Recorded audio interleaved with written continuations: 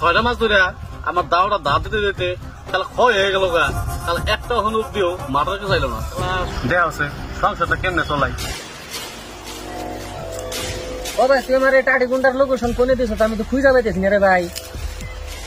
হ্যাঁ হ্যাঁ তুই জেনে কোস তুই যে ওয়াল আছে একটা উনি আছি দূরে একটা মানুষ দাম যায়। ও ভাই ডাউনে রুচি দি হাই হাই কিছু তো করবো না ভাই, আমার কিন্তু ডর করে। আচ্ছা ঠিক আছে তাহলে আমি সামনে যাই। আপনি টাটি গুন্ডা না? আমি টাটি গুন্ডা, কিছু ক। গুন্ডা দাদা আপনার কাছে আমি বহুত আশা নিয়ে আসছিলাম একটা, একজন রে মার দেওয়া লাগছিল, আপনি মারবেন না? শালা এটাই তো আমার কাম, তারে মারার লাগে। বাবা রে আপনি ডেঞ্জার গুন্ডা। দেখ এই যে গুন্ডা দাদা এটারে মারণ লাগে। এটা তো মিসিনি, তোর লগে আবার কি করছে এটা? গুন্ডা দাদা আপনার দুঃখের কথা কি কই, এই শালা আমার গার্লফ্রেন্ড নিয়ে গেছে বুঝছেন না?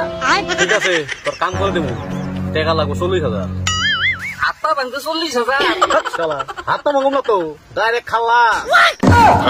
হাই হাই গুন্ডা দাদা আমি মার্ডার করবার দিনে তো আমি হাত পা ভাঙবার দিছি, হাত পা ভাঙতে কত টাকা নেবেন সেটা কর। যদি হাত তো ভাঙবস তাহলে টাকা লাগবো 1 লাখ। হ্যাঁ মার্ডার করতে 40,000 আবার হাত পা ভাঙতে 1 লাখ টাকা কে?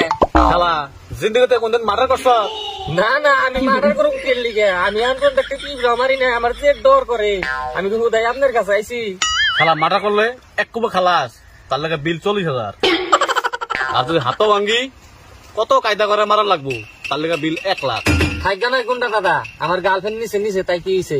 আমার থাইকা মার্ডার সার্ডার করার লাগবো না, আমি এগুলা দিকে ডরাই। আমি লাগে অন্য একটা গার্লফ্রেন্ড আমি পটাই নিমনি।